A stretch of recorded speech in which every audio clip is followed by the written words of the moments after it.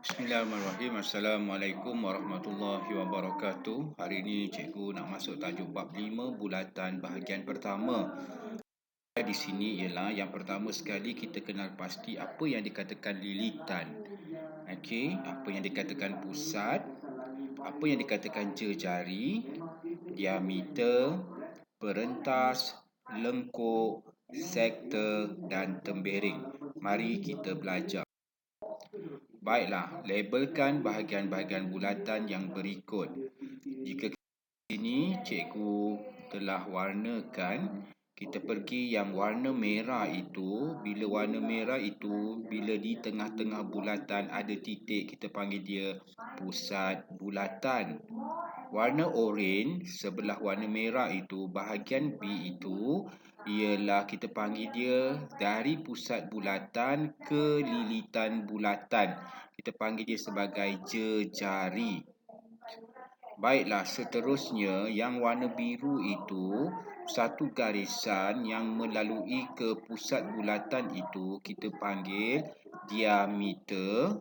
Dan yang seterusnya ialah yang warna hijau itu satu garisan tidak melintasi pusat bulatan itu ke lilitan bulatan, kita panggil dia sebagai perentas. Bahagian yang saya akan terangkan ini ialah kita lihat bahagian D yang saya telah warnakan ini. Bahagian D ini kita panggil dia sebagai lorekan merah itu, kita panggil dia sebagai tembering minor. Minor ni masuk tembering ataupun dekat kawasan perentas tapi yang sebelah kecil sekali. Okey, seterusnya yang warna hijau itu, okey, dia daripada sesuatu yang bukan perentas tapi daripada satu sudut, kita panggil dia sebagai sektor major. Yang warna hijau tu lebih besar daripada warna biru. So warna biru itu kita panggil dia sebagai sektor minor. Okey, yang anak panah warna coklat itu adalah kita panggil dia sebagai yang warna merah tu lilitan. Okey, warna merah lilitan. Yang warna biru ataupun warna purple itu kita panggil tembering. Lawan kepada minor ialah tembering major. Major ni yang besar, minor yang kecil. Dan yang akhir sekali yang warna coklat itu kita panggil dia sebagai lengkuk minor. Bermaksud lengkuk yang paling kecil kita panggil dia sebagai lengkuk minor. Baiklah para pelajar yang saya hormati sekalian, seterusnya kita pergi kepada sifat simetri perentas. Diameter bulatan ialah paksi simetri bulatan itu. Jejari yang berserenjang dengan perentas ialah pembahagi dua sama perentas itu. Nanti saya akan tunjukkan perentas yang sama panjang menghasilkan lengkuk yang sama panjang dan sebaliknya. Dua perentas yang sama panjang adalah sama jarak dari pusat bulatan dan sebaliknya. Pembahagi dua sama serenjang, dua perentas yang tidak selari bersilang di pusat bulatan. Baiklah pelajar, selesaikan setiap yang berikut. Soalan yang pertama, diberi RS sama dengan 4, cari TS. Bagaimana cara kita nak buat? Okey, kita tengok yang warna biru itu, sifat-sifat simetri perentas, dia kata jaraknya sama sebab dia pembahagi dua sama serenjang. Yang perentas dengan jejari itu. So bermaksud RS sama dengan TS. Kalau RS 4 maka TS pun adalah 4. Nombor 2.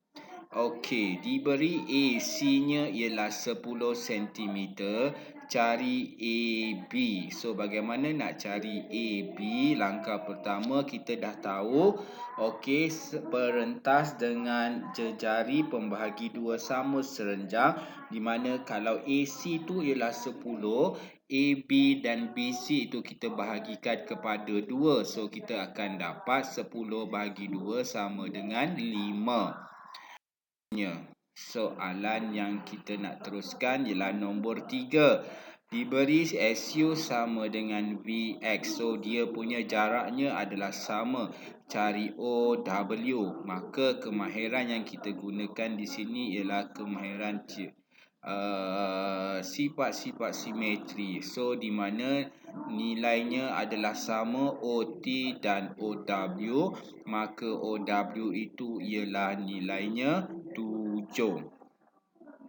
Seterusnya adalah nombor 4. Okey, dia suruh cari jawapan OS di mana 3 mn sama dengan RT.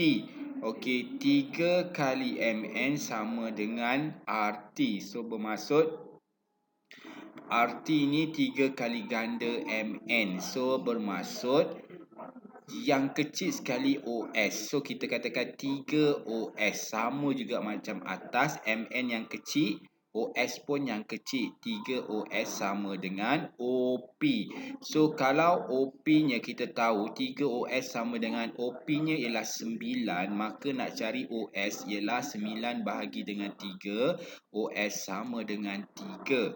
Kita pergi soalan nombor 5. Okey. DE. So, macam mana nak cari DE? Kita kena gunakan satu lagi kaedah teorem Pythagoras di mana AC sama dengan DE. Dia dah cakap, walaupun tak cakap, kita nampak lengkuk itu adalah sama panjang lengkuk AC dan lengkuk DE.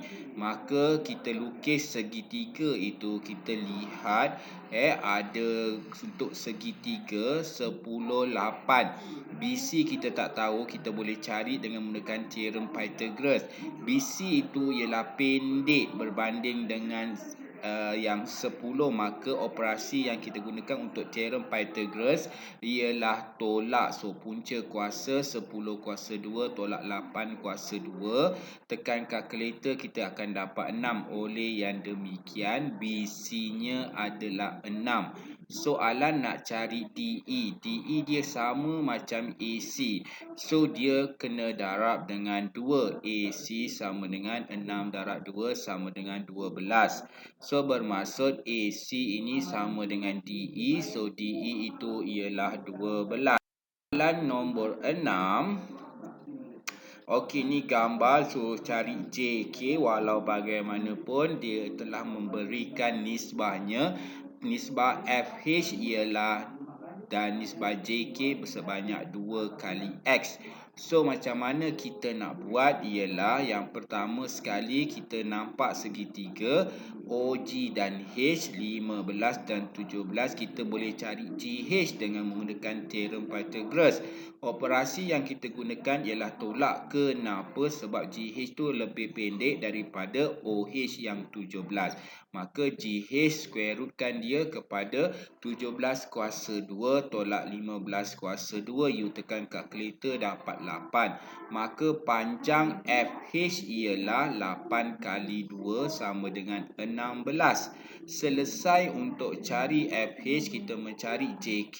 So, JK ialah 2 kali ganda. Maka JK 2 darab dengan 16 sama dengan 32. Kita pergi penyelesaian masalah. Raja di bawah menunjukkan sebuah bulatan yang berpusat O dengan jejari 17 cm, diberi panjang PR ialah 16 cm. Hitung luas dalam cm kuasa 2 segitiga PRS. Bagaimana cara untuk menyelesaikan masalah ini? Pertama sekali, kita labelkan dahulu ukuran yang terdapat di dalam bulatan itu seperti ini. So, kita tahu jejari ialah 17, O pergi R ialah 17. Di mana PR dia kata 16. So, 1 bahagian PQ ialah 8, PQR ialah 8. So, kita dah tahu OS ialah 17. Dia ialah jejari sama dengan OR.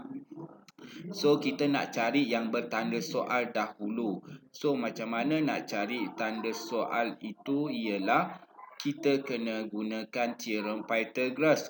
OQ. 8 dengan 17 kita kena gunakan tolak sebab dia punya jaraknya adalah pendek. Maka OQ sama dengan punca kuasa 2, 17 kuasa 2 tolak 8 kuasa 2. Maka tekan kalkulator kita dapat 15. Okey, setelah itu kita boleh mencari QS. Maka 17 tambah 15 sama dengan 32. Kenapa kita kena cari? Sebab nak cari luas memerlukan tinggi. Maka kita akan dapat jawapan untuk segitiga ini. Kita lukis balik, tingginya 32, 16 itu adalah tapak. Rumus luas segitiga ialah setengah kali tapak kali tinggi, di mana setengah kali tapaknya 16 dan kali tingginya ialah 32. You tekan kalkulator, akhirnya dapat 256. Kita pergi ke nombor 2. Bila soalan nombor 2 ini, raja di bawah menunjukkan sebuah bulatan yang berpusat O diberi DF sama dengan 24. Dan jejari bulatan ialah 20. Hitung panjang dalam sentimeter EG. Kita senaraikan ukuran dalam bulatan itu seperti ini. So kita dah tahu jejarinya 20, OE-nya ialah DE dan EF masing-masing ialah 12 sebab 24 bagi dengan 2 dapat 12. Maka nak cari OE. OE gunakan teorem Pythagoras. So OE kita kena tolak sebab OE tu paling pendek daripada 20. Maka punca kuasa 2, 20 kuasa 2 tolak 12 kuasa 2, tekan kalkulator dapat 16. Maka kita dah tahu OE-nya ialah 16. Macam mana kita nak cari EG? Adalah OG tu ialah jejari. Maka kita gunakan jejarinya 20. OE ialah 16. Maka EG itu kita akan dapat 20 tolak 16 sama dengan 4. Soalan seterusnya. Soalan yang raja di bawah menunjukkan kerata rentas dua batang paip yang mempunyai jejari yang sama iaitu 13 cm. Diberi aras air di dalam paip 1 dan paip 2 dengan keadaan MN sama dengan JK sama dengan 10 cm. Hitung beza tinggi paip dalam sentimeter antara aras air di dalam kedua-dua paip itu. Macam mana kita nak buat? Kita nyatakan ukuran dalam bulatan tersebut. Ini. So bila kita dah buat seperti ini, kita dapat mencari nilai X bagi setiap bulatan tersebut. Maka kita gunakan teorem Pythagoras juga nak cari nilai X. Kita kena tolak. Kenapa? Sebab dia ialah paling pendek daripada 13, maka dapat 12. Seterusnya kita dah dapat dia punya tinggi paip 1 itu ialah 13 tolak dengan 12. So paras air itu ialah 1 sahaja. Maka paras air di paip 2 ialah 13, kita tambahkan dengan 12, maka dapat 25. Maka beza paip 1 dan paip 2 ialah kita kena tolakkan 25 tolak 1. Jawapannya 24. Saya harap pelajar dapat memahami apa yang dikatakan bahagian-bahagian bulatan, sifat-sifat simetri bulatan dan bagaimana kita menggunakan teorem Pythagoras dalam bulatan. Terima kasih, selamat menjawab.